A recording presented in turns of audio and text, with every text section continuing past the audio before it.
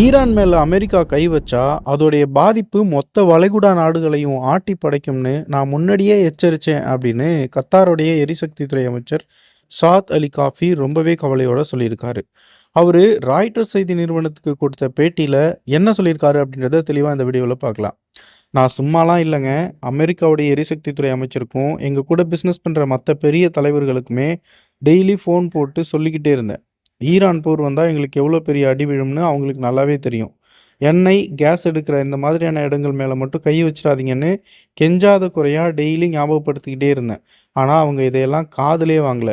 Qatar இவ்ளோ சொல்லியும் அமெரிக்காவும், இஸ்ரேலும் சேர்ந்து ஈரானுடைய முக்கிய கேஸ் வயலான சவுத் பார்ட்ஸ் மேல தாக்குதல் நடத்திட்டாங்க. இதுக்கு பதிலடி கொடுக்க ஈரான் என்ன பண்ணுச்சு அப்படின்னா, கத்தாருடைய ரஸ்லஃபான் சுத்திகரிப்பு நிலையத்த அடிச்சு காலி பண்ணிட்டாங்க. ஸோ இந்த இவ்வளோ பெரிய பாதிப்புக்கு அமெரிக்கா ரொம்ப சாதாரணமான ஒரு பதில் சொல்லியிருக்கு. வெள்ளை மாளிகை செய்தி தொடர்பாளர் டெய்லர் ரோஜர்ஸ் என்ன சொல்லியிருக்காரு அப்படின்னா, இதெல்லாம் எதிர்பார்த்தது தான். போர் வந்தா கொஞ்ச நாளைக்கு எண்ணெய் சப்ளை சின்ன சின்ன தட்டுப்பாடுகள் வரதான் செய்யும். இது சகஜம் தான். இது அதிபர் ட்ரம்புக்கும் அவருடைய டீமுக்குமே தெரியும். வளைகுடா நாடுகள் இதெல்லாம் சமாளிக்கிறதுக்கு பிளான் வச்சிருப்பாங்க அப்படின்னு நாங்க நம்புறோம் அப்படின்னு அசால்ட்டா சொல்லிட்டாரு.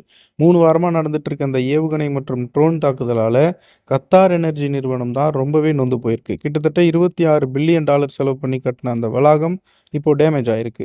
ஐரோப்பா, ஆசியா நாடுகளுக்கு போற கேஸ் சப்ளைவும் அடுத்த 5 வருஷத்துக்கு பாதிக்கப்பட்டிருக்கு. பிரான்ஸ், ஜெர்மனி, சீனா மாதிரியான நாடுகளுக்கும் 2027 வரைக்கும் போக வேண்டிய கேஸ் சப்ளைல சிக்கல் வரும். கச்சா எண்ணெய் மட்டும் இல்லாம சமையல் கேஸ்ன்னு சொல்லக்கூடிய எல்பிஜி, விமான எரிபொருள்னு எல்லாமே அடி வாங்கும். கடல்ல வேலை செஞ்சுட்டு இருந்த 10,000 பேர வெறும் 24 மணி நேரத்துல வெளியேத்திருக்காங்க. இப்ப அங்க ஒரு வேலையும் நடக்கல, நின்னு போச்சு. ஆனா உங்களுக்கு எந்த பிரச்சனையும் இல்ல. அதனால அத நீங்க சாதாரணமா சொல்றீங்கன்னு அமெரிக்காவுக்கும், கத்தாருக்குமே இப்போ கொஞ்சம் மோதல் போக்கு இருக்கிறதா சொல்லப்படுது.